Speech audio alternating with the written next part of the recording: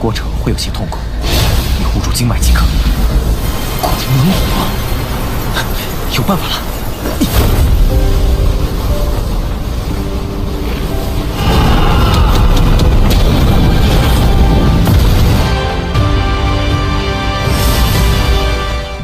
Halo teman-teman Baba Song, kembali lagi di channel Mimin. Kali ini Mimin akan melanjutkan pembahasan Battle Through the Heaven di episode 145. Di episode sebelumnya Yuyun telah menjadi sekte bunga, namun terjadi sedikit masalah. Tanpa banyak basa-basi langsung gas ke pembahasannya. Setelah upacara pengesahan pemimpin sekte baru selesai, secara tiba-tiba Doki yang disegel oleh ketua sekte sebelumnya di dalam tubuh Yuyun terlalu kuat sehingga membuat kondisi Yuyun melemah.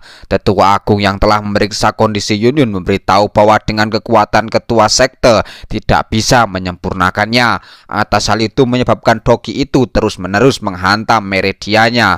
Lebih buruknya nyawa Yuyun dalam bahaya kapan saja. Sekte bunga tidak bisa berbuat apa-apa untuk mengatasi masalah tersebut. Xiaoyan tidak tega melihat kondisi Yunyun. Oleh karena itu ia akan mencoba membantu Yunyun. Sesaat kemudian Xiaoyan akan mencoba menggunakan napi surgawi untuk meredakan Doki yang tersegel di tubuh Yunyun. Saat prosesnya akan sedikit menyakitkan. Api surgawi dimasukkan ke dalam tubuh Yuyun membuat energi Doki menyebar di sekitar tempat itu. Suasana ruang Doki begitu kacau. Melihat hal itu, Xiaoyan memprediksi prosesnya tidak akan mudah. Di waktu yang sama, Doki yang disegel di tubuh Yuyun secara mendadak menyerang Xiaoyan. 过程会有些痛苦，你护住经脉即可。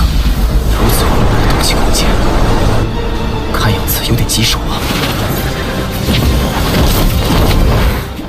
Situasi semakin kacau saat Xiaoyan melawan secara paksa hanya akan membuat Yunyun semakin kesulitan menahannya. Menyadari hal itu, Xiaoyan tidak bisa melawan perlawanan Doki itu. Untungnya api dingin tulang menjaga Xiaoyan dari serangan Doki itu. Kemunculan api dingin tulang sepintas Xiaoyan mendapatkan ide untuk menaklukkan Doki itu.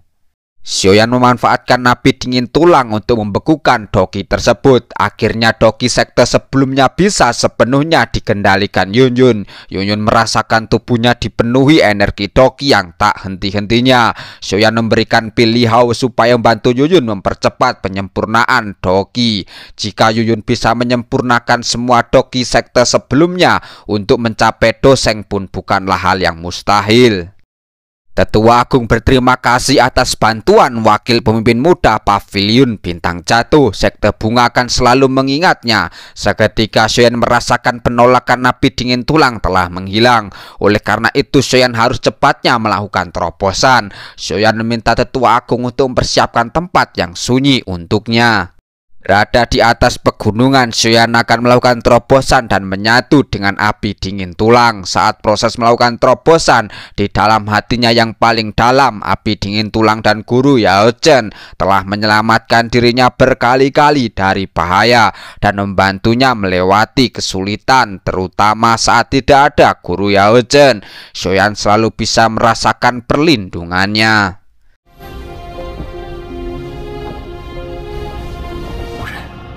而是将你视作前辈和战斗中不可或缺的伙伴。 Karena hal itu Xiaoyan tidak pernah menganggap dirinya sebagai tuannya, melainkan menganggap api dingin tulang sebagai senior dan rekan yang sangat diperlukan dalam pertempuran. Mulai saat ini kekuatan Xiaoyan dan api dingin tulang akan menyatu menjadi satu dan menjadi tak tergoyahkan. Setelah api dingin tulang menyatu dengan Xiaoyan, seketika terjadi hujan butiran es namun terasa panas. Qinlin mengira disebabkan oleh api surgawi unik milik tuan muda Xiaoyan. Tak terasa sudah 1 bulan berlalu. Xiaoyan berkultivasi tertutup namun masih belum ada pergerakan. Dilihat dari waktunya, Yuyun memprediksi tingkat kesulitan promosi kali ini tidaklah kecil. Seketika terjadi guntur yang menyambar terus-menerus disertai datangnya banyak energi Doki menuju ke tempat Zoyan. Melihat hal itu, mereka memprediksi hanya kemunculan teknik kultivasi tingkat Tian ciptaan sendiri yang pantas diiringi fenomena langit seperti itu. Terlihat banyak energi Doki masuk ke tubuh Zoyan. Keempat api surgawi menjadi satu, memunculkan pilar-pilar yang membuat ledakan yang sangat dahsyat.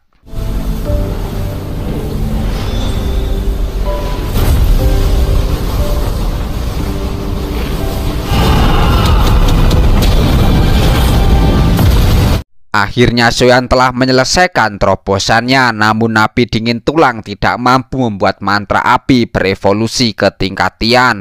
Oleh karena itu, proses evolusi mantra api itu benar-benar sulit. Walaupun begitu, saat ini Zoyan berhasil naik ke Dosun bintang 4.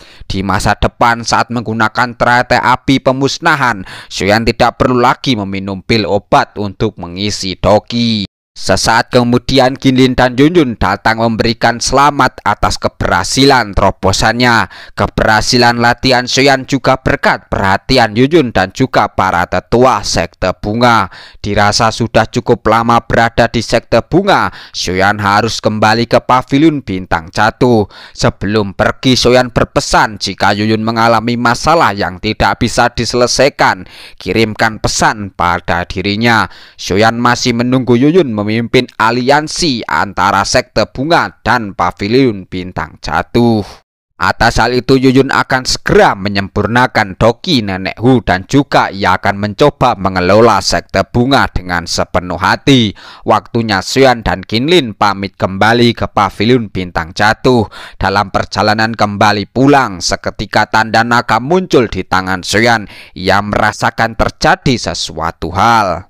Beberapa saat kemudian ada seseorang yang muncul di atas langit. Seseorang itu ialah Senior High King. Senior High King datang dikarenakan memerlukan bantuan Zoyan untuk urusan penting di klan naga. Untungnya Zizan meninggalkan simbol tanda naga pada Zoyan, makanya Senior High King bisa mengetahui keberadaan Zoyan. Belum juga Zoyan punya waktu untuk beristirahat, sudah kembali bertindak. Sebelumnya di sekte bunga, saat ini di klan naga. Saat berada di pulau naga, Zoyan merasakan di dalam ruang itu samar-samar terasa banyak aura yang sangat kuat. Atas hal itu memang layak menjadi eksistensi puncak di dunia binatang buas. Sesampainya di klan naga, Senior High King memperkenalkan Zoyan kepada tetua ketiga. Senior High King memperkenalkan tetua ketiga klan naga Voin bernama Zoli. Klan naga Voin mendadak mengundang Zoyan dikarenakan terjadi sesuatu dengan Zizan. Zoyan telah lama menduga identitas gadis kecil Zizan tidaklah sederhana. Tak disangka ayah Zizan adalah Raja Naga dari klan naga Voin. Tetua ketiga menceritakan dulunya Raja Naga tiba-tiba menghilang. Di waktu yang sama Zizan juga ikut menghilang. Berkat Zoyan membawa Zizan ke kota Zhongzhou, jadi klan naga bisa merasakan keberadaan Zizan. Saat ini Zizan mengalami fenomena pemadatan energi disebabkan oleh buah inti naga bionik. Terlihat Zizan terkurung di dalam lapisan kristal. Melihat hal itu membuat Zoyan tampak amarah dikarenakan Zizan masih muda dan tidak tahu resiko masalah yang dihadapi. Namun klan naga Voin tidak menghentikannya. Energi dalam buah inti naga bionik sama sekali bukan sesuatu yang bisa Zizan serap sepenuhnya saat ini. Senior High King mengatakan kondisi Zizan masih hidup, hanya saja vitalitasnya tertutup oleh lapisan kristal naga bionik yang memadat. Selama Zizan menyerap energinya sepenuhnya, Zizan akan kembali normal. Tetua ketiga mengungkapkan tindakan itu dilakukan secara terpaksa. Klan naga Voin sangat membutuhkan seseorang pemimpin klan yang kuat untuk menyatukan klan naga Voin. Zizan adalah satu-satunya anggota klan yang memiliki garis keturunan leluhur. Oleh karena itu hanya Zizan kandidat yang paling cocok. Sejak ayah Zizan menghilang, klan terpecah menjadi 4 kekuatan. Pulau Nagavoin juga terbagi menjadi 4. Nagavoin dari keluarga kerajaan yang mengendalikan 3 pulau lainnya. Semuanya ingin menyatukan klan, akan tetapi kekuatan satu sama lain tidak jauh berbeda.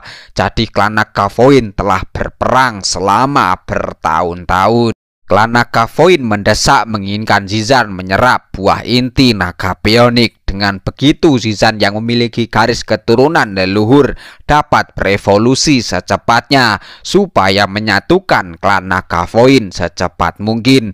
Oleh karena itu klan Nagavoin memanggil Shoyan dikarenakan api surgawi Shoyan bisa membantu Zizan. Lapisan kristal naga bionik yang terbentuk dari buah inti naga bionik sangatlah keras. Bahkan tetua ketiga tidak bisa menghancurkannya. Satu-satunya cara hanya dengan api surgawi yang berada di peringkat 10 besar. Peringkat api surgawi yang bisa membantu Zizan mencairkan dan menyerap lapisan kristal naga bionik. Orang yang memiliki kemampuan seperti itu hanyalah Shoyan, makanya klan Nagavoin memanggilnya. Masalah itu menyangkut masa depan warisan klan Nagavoin. Atas nama klan Nagavoin, tetua ketiga pastinya akan selalu mengingat kebaikan bantuan Shoyan saat ini. Sebagai teman Zizan, Shoyan tidak akan menolak. Tak disangka Zizan menanggung misi yang begitu berat. 此事关乎太虚古龙一族的未来传承。舍不得大家。你一完成传承，就来找我们。 Di sisi lain, berada di Pulau Naga Besar, terlihat ketika pemimpin Pulau Naga Besar menjadi satu aliansi untuk menggepung Pulau Naga Timur. Ketika pemimpin Pulau Naga berunding mempersiapkan akan melakukan agresi penyerangan ke Pulau Naga Timur, pemimpin Pulau Naga Utara telah mengetahui bahwa di Pulau Naga Timur terdapat seseorang yang memiliki garis keturunan leluhur. Oleh karena itu tidak akan mudah menghancurkan Pulau Naga Timur. Namun hal itu tidak menjadi masalah dikarenakan para tetua Pulau Naga Timur itu juga sedang berkultivasi tertutup.